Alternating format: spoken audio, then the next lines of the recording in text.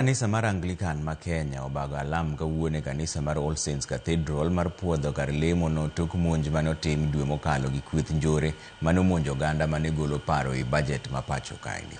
Bende ne gikawo thuolo mar kwayo kwe kaachiel gi redo chenro mag arita motel ne yiero mabiro higa manyien. Cleophas Olwoch nochopo e alam no endo.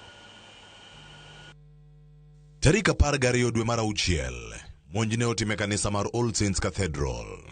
En monj mane oweyo ka mwandu okwal kuom ji mane oyuoro e romo mar twak ewi budget mane sirkal osomo. Tinende, jadolo maduong' Archbishop mar kanisa mar Anglican Jadolo Ole Sapit ne otelo ne tend All Saints Cathedral e alam makende mar puodho kanisa bang' monj no. Sapit ne ochako gi sigana mar kaka ne oyudo ote e omonj romo moro e kanisa no. We have come to restore and rededicate and consecrate these places which have been defiled by an attack of the goons who came to the church to attack. It's very emotional for me because that day was my birthday. We registered a complaint about the goons attack, and we were assured that investigations will be carried out and a report will be tabled.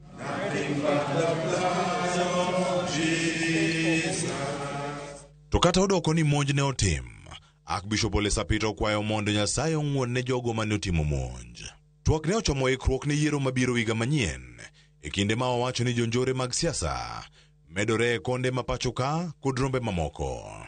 That the culture of goonism that is taking root in Kenya will not give us the desires and the dreams that we have for Kenya. Tend kanisa mar Anglican okwayo jatend piny Kenya mondo mi oduok geno ne jo Kenya kuom jogo marito duoko mawuok e doho ma pacho ka. So if the leadership of the nation want to regain public confidence, action is needed. There was a display of 5 arrested people following the attack of All Saints, but no case has ever been heard in court. Is that we do not only want to see goons arrested, we want to see the honor of the goons displayed.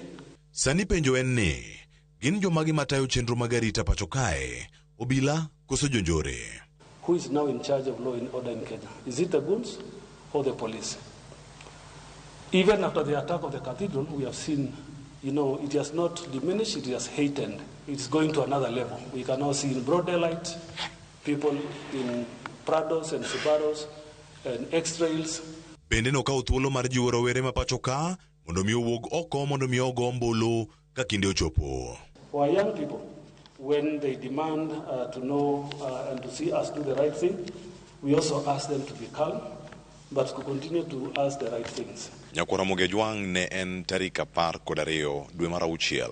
Ne en chieng' tich abich, jonjore manochopo e kar lamo kae mano ma All Saints Cathedral e bore Nairobi ne orocho romo, ma bende nokelo buok ne oganda mathoth. Kawuono en nyasi ma bende obedo kae achiel kachiel tem mar kono oganda ni oyawe kendo biuru mondu rom, biuru mondu lem, ma en kar romo kata kar lemo mano ma St. Nicholas Chapel mantiere All Saints Cathedral. Nyasi ni oseyaw, thuolo osechiw, siem osegol kacha ne jogo miluongo ni goons kata jonjore, kik ti kodgi e kindegi mag siasa. Cleophas Olwoch, Ramogi.